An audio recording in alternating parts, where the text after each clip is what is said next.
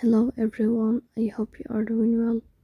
Today we will talk about how to fix or how to solve the problem of keeps freezing on the application of a while match up UI good settings.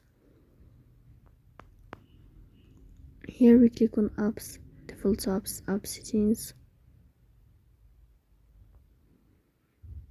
In this page you search about a royal match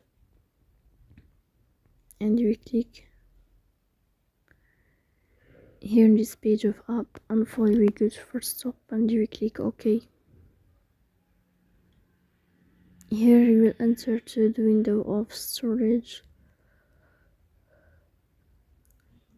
Then we click on clear cache. In the end you will turn off your phone and you will restart your phone again to fix that problem. So that's all, don't forget to